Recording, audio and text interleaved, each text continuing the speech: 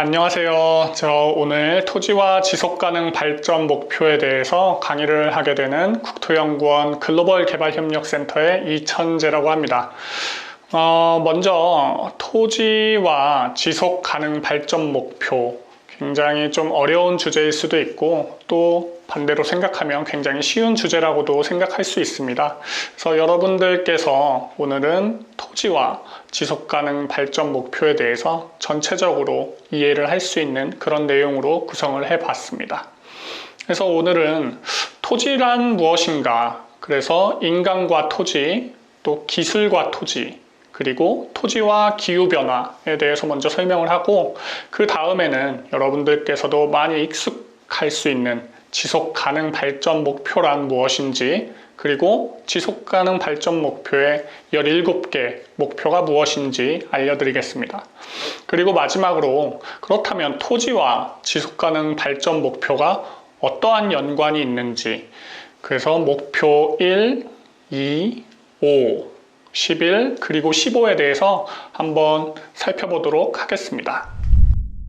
먼저 토지가 무엇인지, 솔직히 말하면 한국에서는 토지, 또 부동산, 땅, 국토, 이렇게 토지란 용어는 굉장히 일반적으로 많이 사용이 되고 있고, 또 우리 일상생활에서 여러분들께서도 익숙하게 많이 들을 수 있습니다.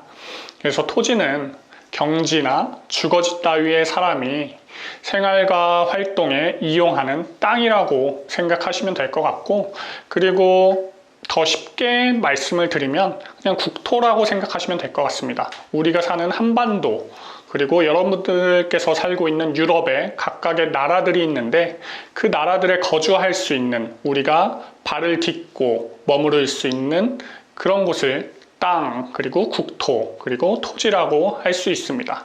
그래서 여러분들께서도 한번 토지가 무엇일지, 토지란 용어는 우리가 일상생활에서 쉽게 쓸 수는 없는데, 그런 토지란 용어에 대해서 여러분들께서도 한번 생각을 해보고, 그 토지란 것에 대해서 각 나라에서 어떻게 보면 사용하는, 그리고 이용하는 방법이 다를 수도 있기 때문에 한번 각 나라에서, 내가 살고 있는 곳에서 토지란 무엇인지, 또 어떻게 사용되고 어떻게 활용되고 또 사람들이 어떻게 생각하고 있는지 한번 생각해 보면 좋을 것 같습니다.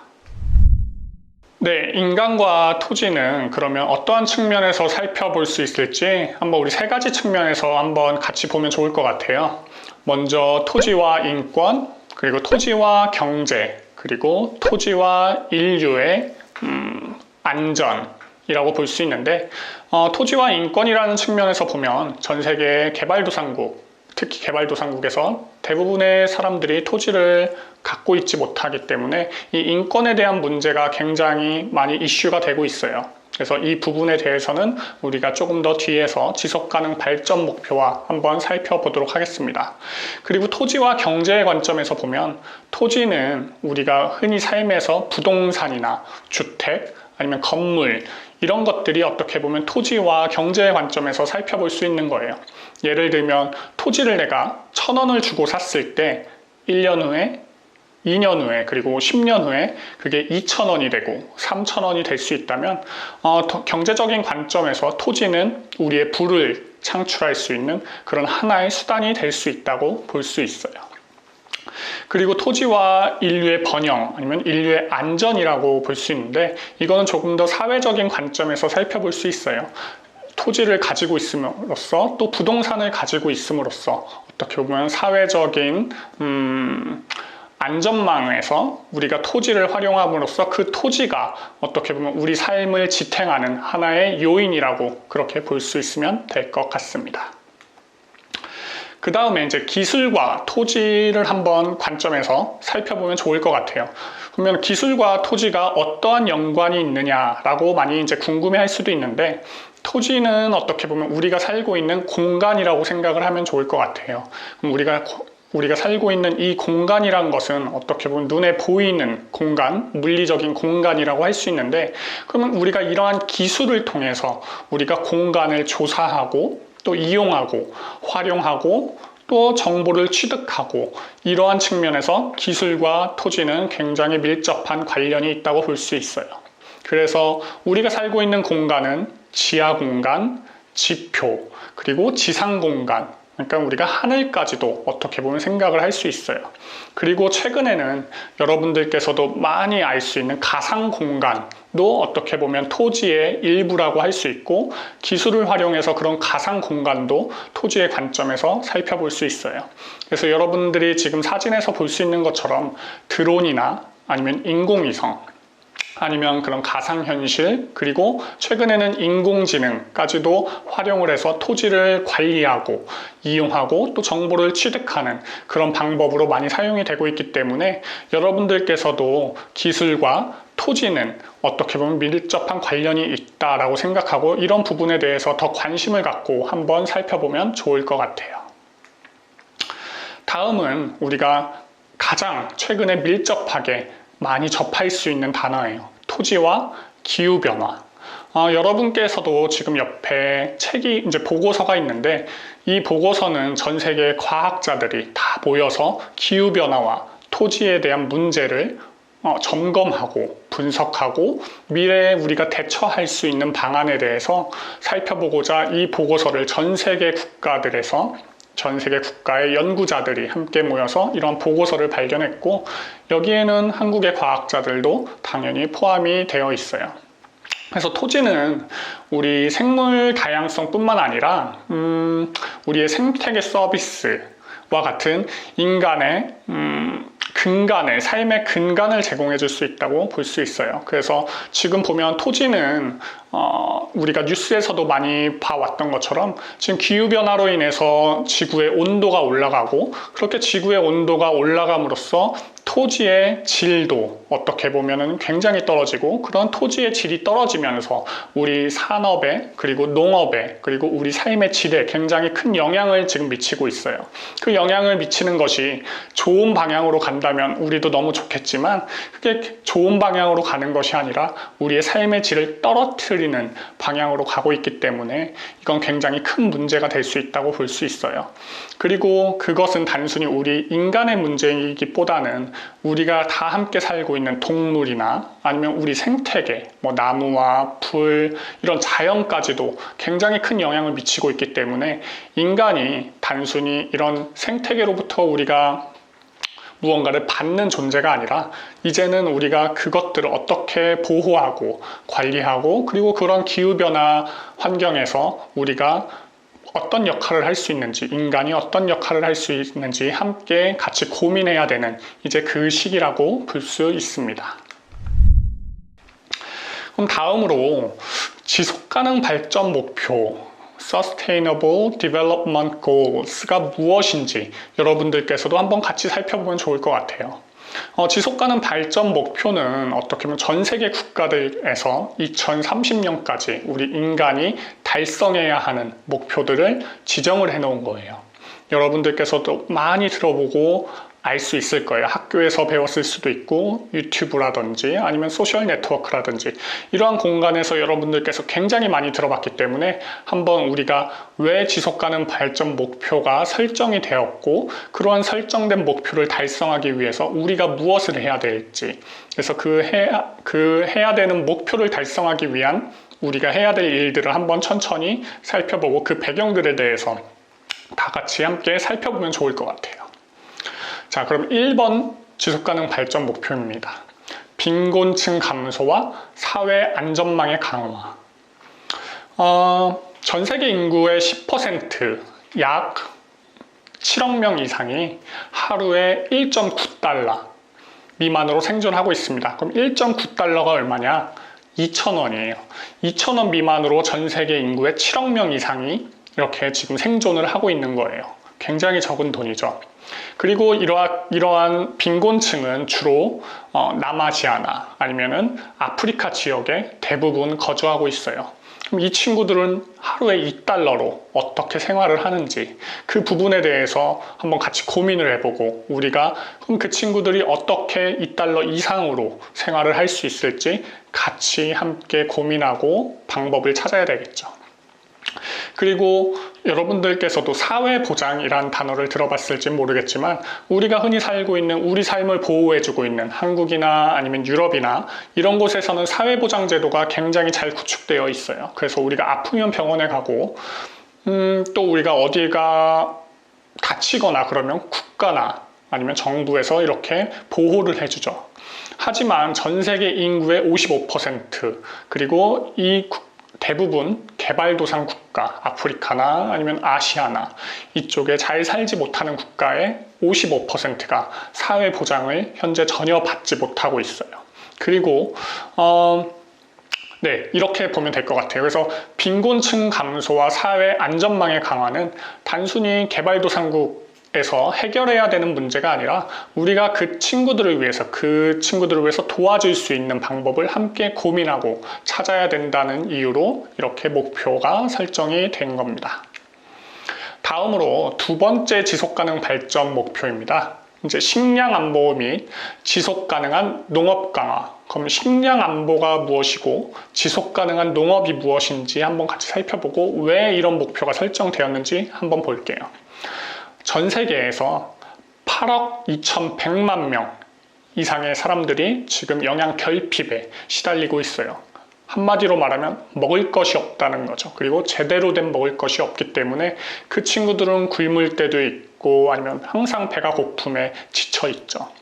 그래서 이런 영양 부족 때문에 다 5세 이하, 5살 이하의 어린이의 사망률은 45%, 매년 310만 명이나 그렇게 사망하고 있어요. 그게 여러분이 겪었던 5세 그 기간에 우리는 어떻게 보면 잘 먹고 잘 살고 부모님의 보호 아래서 먹을 것에 대한 걱정이나 고민이 없이 그렇게 살아왔지만 많은 국가들, 특히 개발도상 국가들에서는 이런 5세 이하의 어린이의 사망률이 굉장히 높다는 것을 알 수 있어요.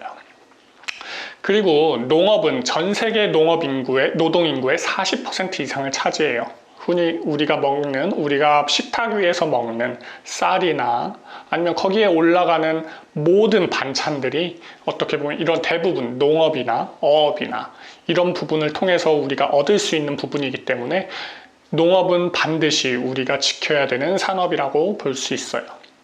그리고 우리가 지금 방 안에서 불빛을 사용하고 컴퓨터를 사용하고 스마트폰을 충전하고 이렇게 다 할 수 있는데 이거는 다 전기가 있어야만 우리가 할 수 있는 부분이에요. 하지만 이렇게 좀 어려운 국가들, 특히 개발도상 국가들에서 약 40억 명의 사람들은 전기를 사용하지 못하고 있어요.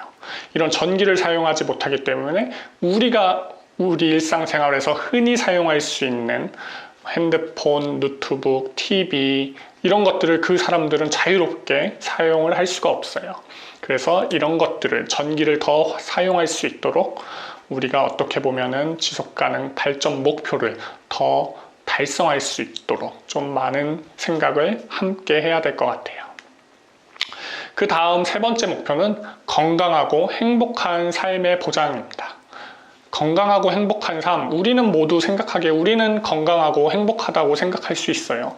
하지만 우리가 눈에 보이지 않는 곳에서 매년 500만 명 이상의 5세 이하 어린이가 현재 지금 사망을 하고 있고, 그리고 더 못 사는 어린이들, 어떻게 보면은 가정 형편이 어려운 친구들은 그런 가정 형편이 좋은 친구들보다 사망할 확률이 2배나 높은 걸로 나타나 있어요.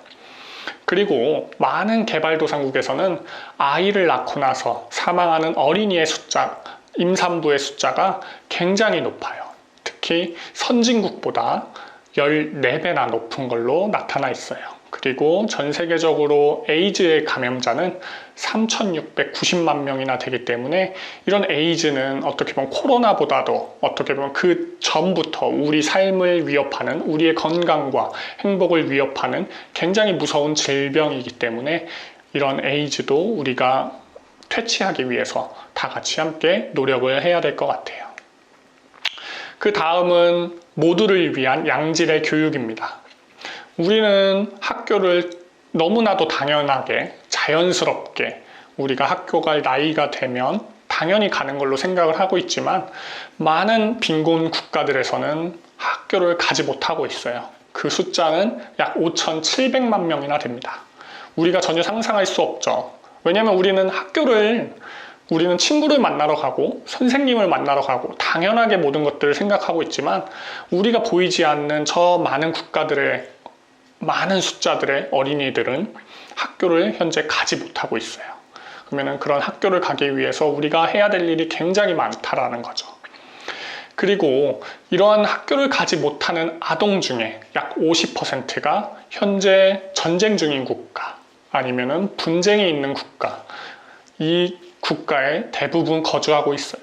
예를 들면 우리가 최근에 전쟁이 있었던 시리아나 아니면은 이라크, 그리고 많은 아프리카 국가, 콩고 이런 국가 등에서 아이들은 학교를 가지 못하고 그냥 집에 머무르고 있는 거죠.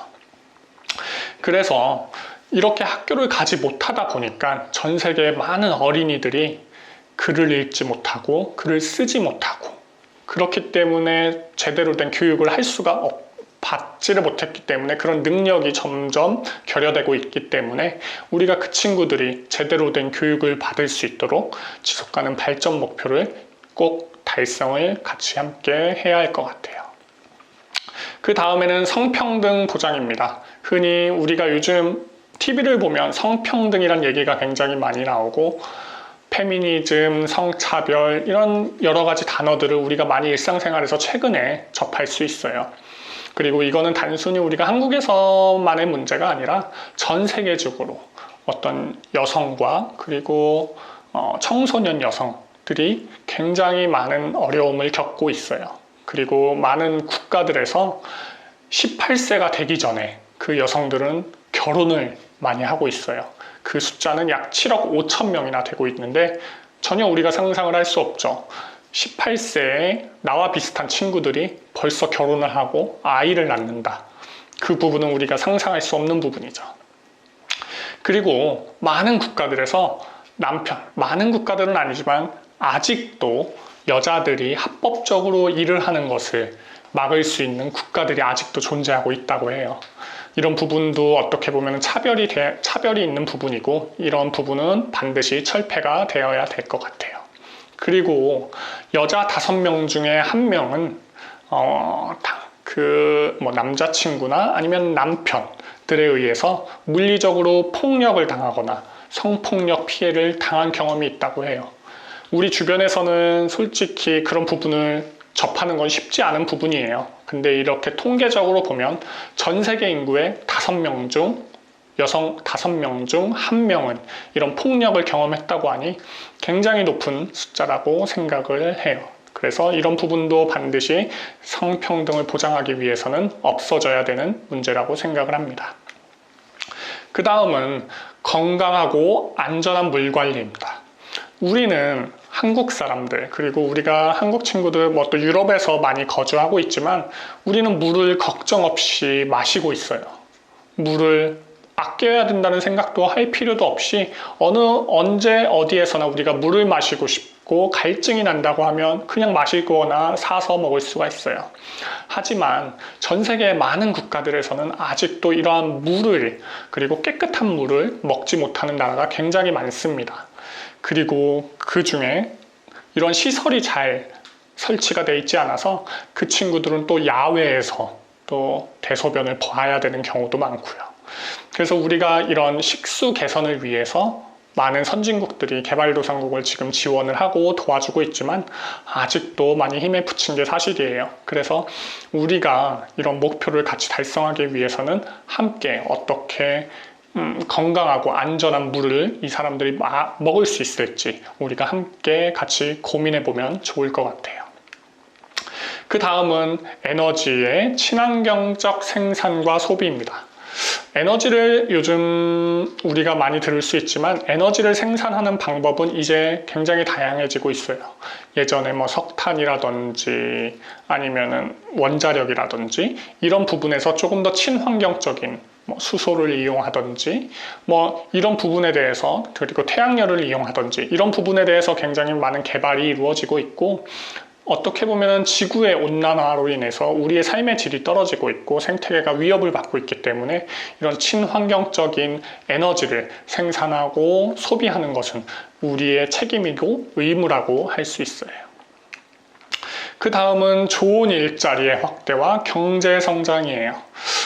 우리가 좋은 일자리라고 하는 것은 어떻게 보면은 굉장히 주관적이고 거기에 다 개개인의 가치 판단이 들어갈 수 있기 때문에 어떤 게 좋은 일자리고 나쁜 일자리라고 구분을 짓는 것은 쉽지가 않아요. 하지만 우리가 좋은 일자리라고 하는 것은 우리가 일을 함으로써 적정한 노동의 대가를 받고 그 노동의 대가를 통해서 우리의 삶을 영위할 수 있는 최소한의 그런 수준이 되어야 한다는 거죠. 하지만 전 세계적으로 그러한 대우를 받지 못하고 임금을 받지 못하는 그러한 노동자들이 아직도 많이 있기 때문에 이런 부분도 우리가 함께 고민해서 어떻게 하면 이런 임금 차별을 철폐할 수 있을지, 그리고 인간이 최소한의 삶을 영위할 수 있는 돈을 받을 수 있을지 함께 고민을 해봐야 될 것 같아요. 그 다음은 산업의 성장과 사회 기반 시설의 구축입니다. 한국도 어떻게 보면은 전쟁 이후에 그리고 1960년대부터 우리가 급속한 경제 성장을 이루었는데 그때 우리 할아버지나 부모님이나 할아버지들의 얘기를 들어보면 대부분 그분들께서는 굉장히 어려운 환경에서 자라셨어요. 그리고 생활을 하셨고 그게 어떻게 보면 산업의 성장과 직접적으로 연결이 될 수 있는데 전 세계에 어떻게 보면 많은 개발도상국에서는 이런 산업 성장을 하기 위해서는 도로나 정보통신 기술, 그리고 위생, 전력, 수자원 같은 기반 시설이 굉장히 많이 필요해요. 그리고 이런 사회 기반 시설을 구축하는 것은 어떻게 보면 그 나라의 산업을 성장하고 지속 가능하게 만드는 거죠. 그래서 한국도 1960년대, 70년대에는 많은 선진국들에서 우리를 도와줬어요. 미국이나 유럽의 많은 국가들에서 우리가 잘 살지 못하고 있으니까 너희들이 잘 살 수 있도록 도로도 지어주고 어떻게 보면은 그런 시설, 사회 기반 시설들을 많이 도와줬죠. 지을 수 있도록. 그래서 우리도 이제 한국민으로서 많은 개발도상국에 있는 그런 나라들을 도와주기 위해서 이런 기반 시설도 현재 한국에서도 많이 지원을 하고 있어요. 그래서 이런 부분도 여러분께서 함께 같이 고민을 하면 좋을 것 같아요. 그 다음 우리 삶에는 정말 여러 가지 많은 불평등이 있습니다. 여러분들께서도 어떤 불평등을 겪었을지 한번 같이 선생님들과 고민을 해보면 좋을 것 같아요. 우리가 겪는 불평등, 우리가 눈에 보이지 않는 불평등. 예를 들어 장애인들은 어떻게 보면 버스를 탈 때도 힘들고 택시를 탈 때도 힘들고 그리고 그들이 어떻게 보면은 병원에 아파서 병원에 갈 때 돈을 지출하는 경우는 더 많고 그 비용은 굉장히 높아요. 우리가 흔히 감기 때문에 아니면 어디가 아파서 병원에 갈 때 지출하는 비용과 장애인들이 그런 질병이나 그런 장애로 인해서 그걸 치료하기 위해서 평생 치료를 해야 될 수도 있는데 그 의료비가 어떻게 보면 우리가 지출하는 비용보다 굉장히 높다는 거. 또 어떤 불평등이 있을까 또 살펴보면 농촌에 사는 사람들과 도시에 사는 사람들 굉장히 차별이 크죠. 농촌에 살다 보면 우리가 방금 전에 살펴봤던 사회 기반 시설도 없고 문화시설도 부족하고 어떻게 보면 거기에 일자리도 부족하다 보니까 도시에 사는 사람들이 누릴 수 있는 모든 것들을 농촌에 사는 사람들을 누리지 못하고 있다라는 거죠. 그리고 특히 교육 부분에서도 도시에서는 우리가 받고 싶은 교육, 원하는 교육을 다 받을 수 있지만 농촌에서는 그런 시설도 아직 많이 부족한 것이 사실이에요. 그리고 남성과 여성의 소득 불평등도 한번 같이 고민을 하면 좋을 것 같아요. 어떻게 보면 남성이 여성보다 보통 월급을 더 많이 받는다고 해요. 소득이 더 높다고 하고 거기에는 정말 다양한 이유가 존재할 수 있지만 그런 소득 불평등도 어떻게 보면 격차를 좁혀가야 되는 게 우리가 지속가능 발전 목표를 위해서 반드시 필요하다고 생각을 해요. 그래서 여러분들도 그런 남성과 여성이 왜 소득 격차가 날지 그리고 그 소득 격차가 난다면 어떻게 하면 줄일 수 있을지 우리 한번 같이 고민하면 좋을 것 같아요. 그 다음은 지속 가능한 도시와 주거지 조성입니다. 이 부분은 우리 국제사회에서 현재 굉장히 많은 논의가 되고 있고, 어떻게 보면은 많은 사람들이 슬럼이라고 하는 빈민가 지역에서 살고 있어요. 한국에는 어떻게 보면 한국이나 유럽에는 빈민가 지역은 많이 없을 수 있어요. 하지만 우리가 길거리를 걷다 보면 특히 유럽에서는 많은 홈리스, 집이 없는 분들이 거리에 나와서 잠을 자고 있는 부분도 볼 수 있죠. 근데 이런 부분들이 개발도상국으로 가면 일부의 사람들이 그렇게 하고 있는 게 아니라 그곳에 사는 많은 사람들이 집이 없이 생활을 하고 어떤 기반시설이나 이런 도시시설이 없는 상태에서 굉장히 취약한 상태에서 살고 있어요, 현재. 그래서 그들이 그런 삶의 질을 높일 수 있기 위해서 이런 도시를 조금 더 우리가 지속 가능할 수 있도록 보호하고 관리할 수 있는 그런 방법을 함께 같이 고민해야 될 것 같아요. 그 다음은 지속 가능한 생산과 소비예요. 여기에는 우리가 반드시 생각해야 되는 게 우리가 늘 사용하고 있는 전기나 아니면 물, 이런 부분, 전기를 만들기 위해서는 여러 가지 천연 자원이 활용되고 그 활용은 우리가 지속적으로 소비를 하고 있는 거죠. 하지만 이렇게 자원을 계속 소비를 하다 보면 지구의 온난화나 기후변화의 아주 큰 원인이 되기 때문에 이런 부분들도 우리가 다른 지속 가능한 자원을 활용할 수 있도록 그렇게 여러분들께서도 함께 같이 고민을 하면 좋을 것 같아요. 그 다음은 기후변화와 대응이에요.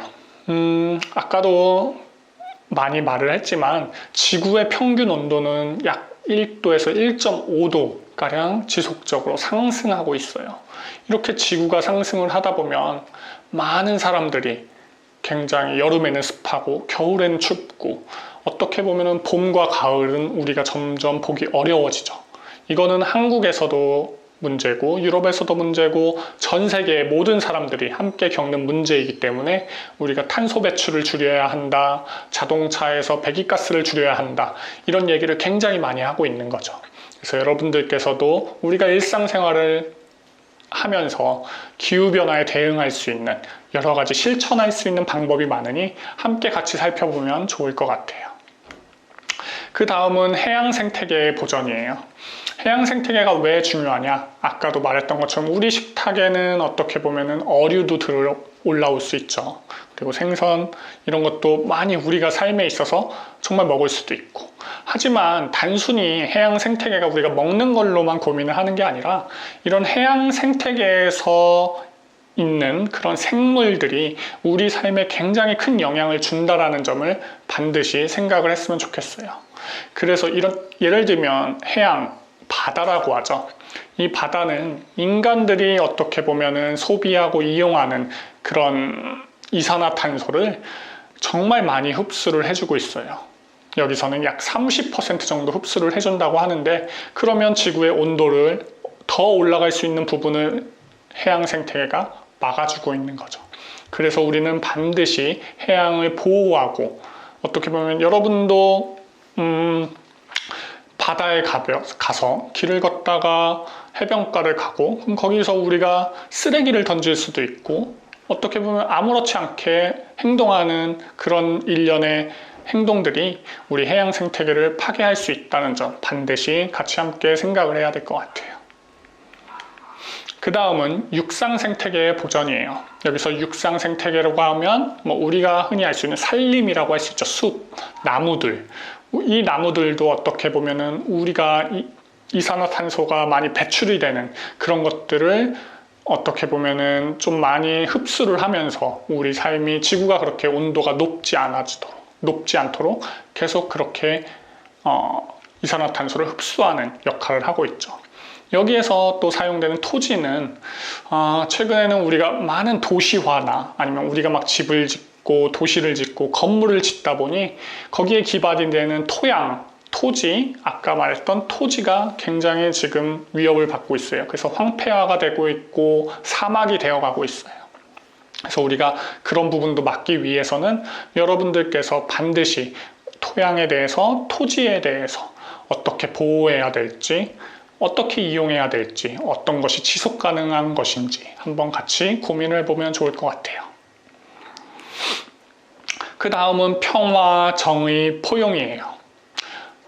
우리가 지금 살고 있는 국가들은 그래도 이런 부패나 이런 것들이 많이 척결되고 조금 더 평등하고 조금 더 투명한 사회에 살고 있다고 할 수 있는데, 아직도 많은 개발도상 국가들에서는 부패한 정치 아니면은 부패한 이런 것들이 굉장히 만연해 있어요. 그렇다 보니 사회가 발전을 하기 어렵고 항상 갈등이 있고 또 분쟁이 일어나고, 이렇게 해서 도시가 또 나라가 국가가 발전하지 못하는 그런 악순환이 계속되고 있어요. 그래서 이런 국가의 평화나 정의, 포용을 위해서 우리 국제사회가 함께 참여하고 있고, 그리고 우리도 국제사회의 일원으로서 우리가 어떠한 도움을 줄 수 있을지 함께 같이 고민하면 좋을 것 같아요. 마지막으로 지구촌 협력 강화입니다. 저는 지금 국토연구원의 글로벌 개발협력센터에서 일을 하고 있는데, 지구촌의 협력을 강화하기 위해서 특히 국토와 도시 분야에서 우리가 어떤 도움을 줄 수 있을지, 그런 개발도상국들에서 어떠한 도움이 필요한지 연구하고 또 협력하고 그리고 실행하는 그런 역할을 하고 있어요. 그래서 많은 수의 개발도상국들, 특히 아시아나 아프리카 국가들을 우리가 도와주기 위해서 많은 일을 하고 있으니, 여러분들도 나중에 성인이 되고 대학을 가고 성인이 되고 또 직장을 가지고 있을 때도 어떻게 하면 우리가 이렇게 못 사는 나라들을, 또 개발도상국들을, 어려운 친구들을 도와줄 수 있을지, 또 어떻게 협력을 강화할지 함께 같이 고민하면 좋을 것 같아요. 자, 그러면은 우리가 이제 여기서는 간단하게 살펴볼게요. 여러분들께서 함께 생각하고 고민하는 그런 것들을 주기 위해서 쌤이 한번 토지와 지속가능 발전 목표의 연관성을 한번 여기에 찾아왔는데, 여기서는 어떤 게 답이고 어떤 게 오답이고 그런 게 없어요. 그냥 여러분께서 이 17개의 지속가능한 발전 목표가 있고, 그 17개의 지속가능 발전 목표에는 169개의 세부 지표가 존재하고 있어요. 거기에는 우리가 2030년까지 우리가 어떻게 달성할 수 있을지에 대한 구체적인 이행사항이 나오는데, 그 이행사항을 지키는 데 있어서 우리가 토지와 지속가능 발전 목표를 연관지어서 한번 생각을 해보면 좋겠다는 생각에 쌤이 여기에 5가지 목표를 한번 가지고 왔어요. 그래서 여러분들께서도 이 수업을 듣고 나서 토지와 지속가능 발전 목표가 어떠한 연관이 있고 또 어떠한 이행사항, 어떠한 세부 지표를 통해서 우리가 지속가능 발전 목표를 달성할 수 있을지 한번 고민하면 좋을 것 같아요. 그래서 첫 번째 목표는 빈곤층 감소와 사회 안전망의 강화.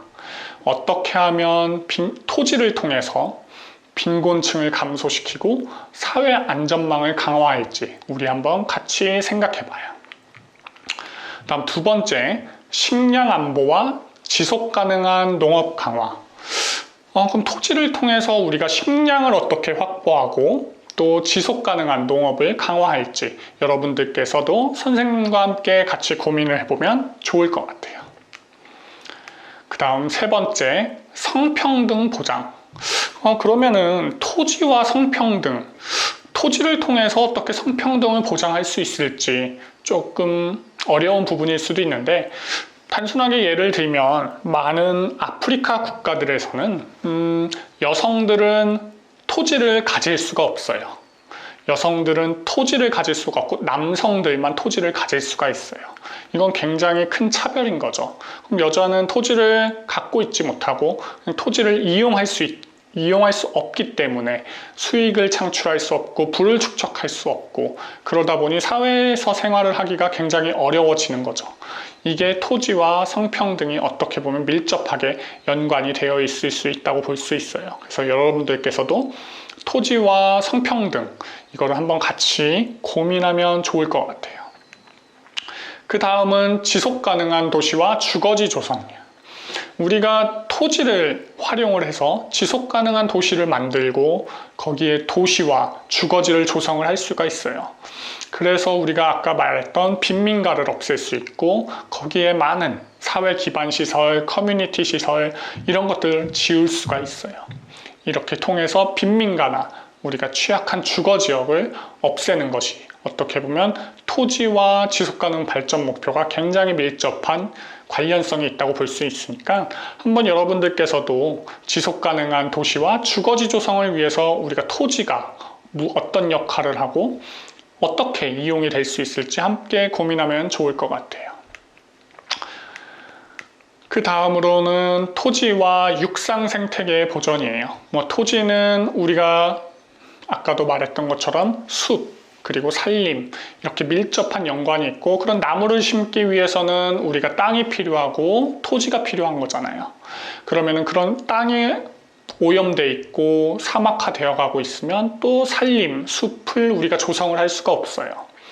그래서 이런 관점에서 토지를 통해서 우리가 생태계를 어떻게 보전할지 한번 다 같이 고민하고 생각해 보면 좋을 것 같아요. 토지와 지속가능 발전 목표까지 우리가 함께 살펴봤어요. 지금 여기에 사진에서 나오는 이 16세 스웨덴 여성 활동가 튠베리예요. 이 튠베리는 기후변화에 대해서 굉장히 많은 관심을 갖고 있고 국제사회의 역할을 기대하며 많은 목소리를 내고 있어요. 심지어 국제사회에 나가서 그 국제사회 리더들을 비판하는 일까지도 했어요. 그리고 저렇게 요트를 타고 전 세계를 어떻게 보면 일주를 하면서 기후변화에 대한 목소리를 굉장히 크게 냈기 때문에 여러분들께서도 이런 토지, 그리고 지속가능 발전 목표, 그리고 기후변화 이런 등등 여러 가지 여러분들이 활동할 수 있고 또 생각할 수 있고 단순히 학교에서 배우고 하는 것이 아니라 그런 학교에서 배운 것들을 가지고 밖으로 나와서 여러분들께서 행동하고 실천하는 그런 여러분들이 되었으면 좋겠습니다. 그러면 강의는 여기서 마치겠습니다. 감사합니다.